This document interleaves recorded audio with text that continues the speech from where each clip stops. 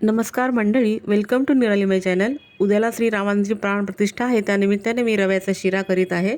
त्यासाठी कढईमध्ये चांगलं तूप 4 चमचे घातलेलं आहे आणि 1.25 कप बारीक रवा घेतलेला आहे आणि तो मंद गॅसवर 4 ते 5 मिनिटापर्यंत सोनेरी रंग होईपर्यंत सतत हलवत भाजून घेत आहे।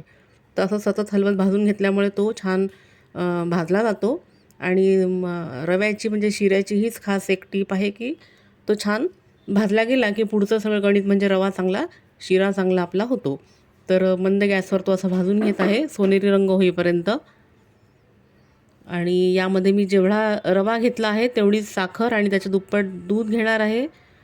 म्हणजे आपला सत्यनारायणच्या वेळेस जसा प्रसाद तयार करतो आपण तशा पद्धतीने हा प्रसाद तयार होईल। तर त्याच्यामध्ये काजू बदामाच्या 3-4 काजू 3-4 बदामाचे तुकडे घातलेले आहेत असे करून, आणि ते पण रव्याबरोबर भाजून घेत आहे। तर सर्व बाजूंनी हलवत सतत रवा हा भाजून घेत आहे मी।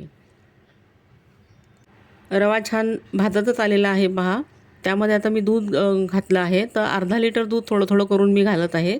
तर आता हा भाजलेला रवा आणि कोमट असलेलं दूध ते मिक्स करते आहे सर्व बाजूंनी हलवत, आणि पुन्हा थोडंसं दूध मी त्यामध्ये घालत आहे। तर दूध घालून झाल्यानंतर पुन्हा थोडंसं हे दूध घातलेलं आहे आणि पुन्हा ते सर्व मिक्स करते।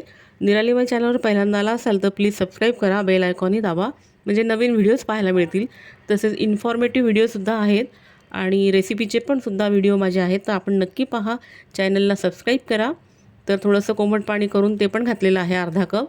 त्यामुळे हा जो शिरा आहे तो छान लुसलुशीत आणि मऊ होईल। लहानांपासून मोठ्यांपर्यंत सर्वांना तो आवडेल आणि पटकन होणारी ही रेसिपी आहे। तशीच चांगलं तूपही भरपूर घातले आणि साखर आणि दूध घालून हा अगदी प्रसादासारखा शिरा छान तयार होत आहे।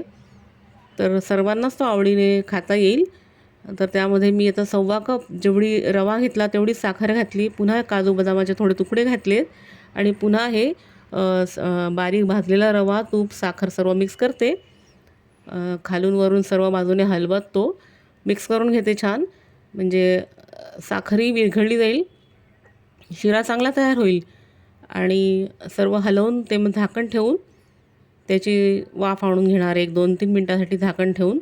तर कडेकडेने हे तूप मी घालत आहे, चांगलं तूप, त्यामुळे शिरा आणखीन छान लज्जतदार आणि असा मऊ छान होईल, लुसलुशीत होईल। तर प्रसादासारखा तर आता हे झाकण ठेवलेलं आहे, तर 2 ते 3 मिनटासाठी हे झाकण ठेवून, तर झाकण आता काढलेलं आहे पहा। तर बघा छान झालेला आहे प्रसादासारखा अगदी लुसलुशीत शिरा। तर वासही म्हणजे सुगंधही खूप छान येतो आहे।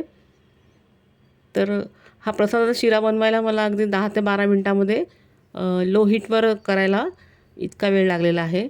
तर सर्व बाजूनी छान मिक्स करून घेते, काही गोळे त्याच्यात राहायला नको म्हणून हलवून मिक्स करून घेते आणि 2 वेळा मी झाकण ठेवून तो शिरा हा करून घेतलेला आहे, वाफ आणून घेतलेली आहे छान। पहा आता हा प्रसादाचा शिरा एकदम लुसलुशीत झाला आहे। त्यामध्ये वेलची पूड घातली आणि पुन्हा सर्व मिक्स करून घेते। थोडंसं तूप घातलेलं आहे पुन्हा, तर तुपाचा पण वापर सरळ हाताने करायचा, त्यामुळे मऊ आणि प्रसादासारखा शिरा आपला हा प्रसादच तयार होतो। तर झालेलाच आहे। प्लीज लाईक, शेअर, सबस्क्राईब निरालिमय चॅनल। व्हिडिओ कसा वाटला ते कमेंट करून नक्की सांगा। थँक्यू।